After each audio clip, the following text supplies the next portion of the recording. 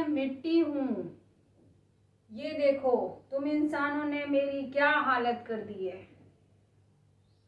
ये मेरे पर दरारें पड़ती जा रही हैं और मैं सूखती जा रही हूँ। मैं मरणासन अवस्था में पहुंच गई हूँ। कृपया मुझे बचाइए। क्या कहा? तुम इंसान मेरी इस हालत की जिम्मेदार नहीं हो।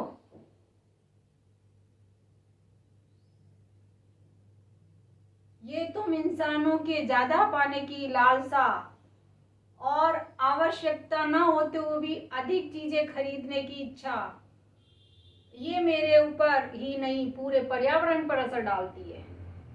तुमने अपने लालच में आकर पेड़ों की अंधाधुंध कटाई की, नदियों के पानी को दूषित किया, केमिकल का अंधाधुंध प्रयोग फैक्ट्रियों में करते हो, घरों में करते हो, जो उस पानी को नदियों में डालते हो।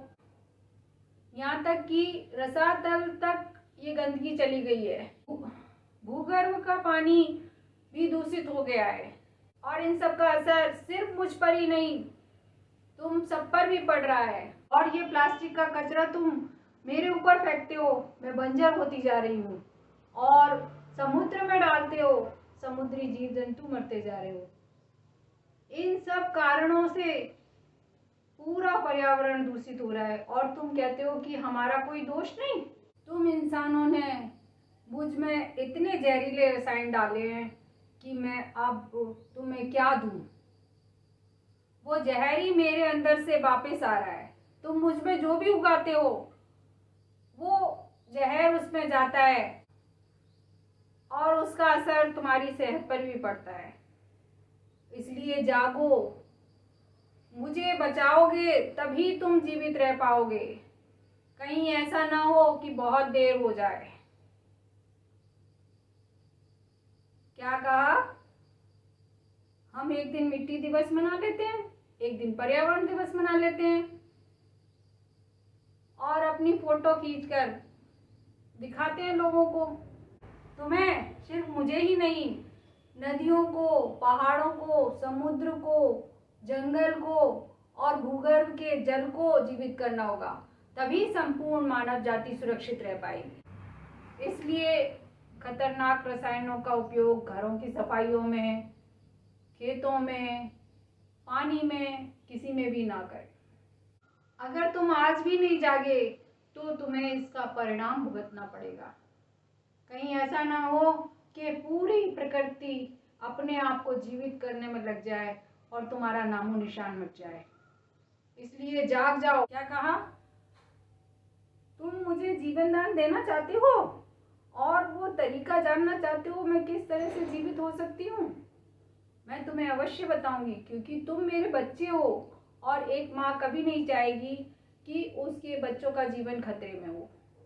मुझे अगर वाकई में तुम जीवित करना चाहते हो तो तुम्हें जंगल पद्धति अपनानी होगी। जिस तरह से जंगल में अपने आप ही पेड़ पौधे, कुछ पौधे मरते हैं, कुछ पत्ते गिरते हैं, कुछ फ्रूट गिरते हैं, कुछ पंछी की बीट गिरती हैं और सब ये कचरा जब इकट्ठा होता है और कुछ दिनों बाद बारिश आती है तो उसमें खाद बनने की प्रक्रिया शुरू हो जाती है और इस तरह से कई सालों में वो मिट्टी तैयार होती है। जंगल की मिट्टी 400 से 500 साल में तैयार होती है। अच्छा, तुम्हारे पास इतना समय नहीं है? कोई बात नहीं, मैं तुम्हें आसान तरीका बताती हूँ। जिस मिट्टी को जंगल में बनने में 400 से 500 साल लग जाते हैं, उस मिट्टी को तुम 5 महीने में अपने घर में, खेत में बना सकते हो। उस मिट्टी का नाम है अमृत मिट्टी। जिस मिट्टी को जंगलों में तैयार होने में 400 से 500 साल लग गए, उस मिट्टी को श्री दाभोलकर जी ने 150 दिन में जंगलों की रिसर्च करके तैयार किया। ये जंगल की मिट्टी की नकल है।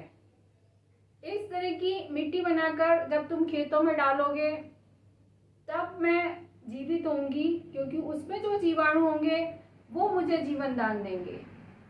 वो जंगलों की मिट्टी की नकल है। उस तरह से मिट्टी तैयार करके तुम मेरा जीवन बचा सकते हो, क्योंकि उसके ही जीवाणु मुझे जीवन दान दे सकते हैं। उस मिट्टी में जो जीवाणु आएंगे और वो मिट्टी जब मेरे ऊपर पड़ेगी तब वो मुझे जीवन दान देंगे। इसलिए कृपया मुझे बचाए, कहीं ऐसा ना हो कि मेरे मरने के साथ साथ पूरी प्रकृति ही नष्ट हो जाए। धन्यवाद।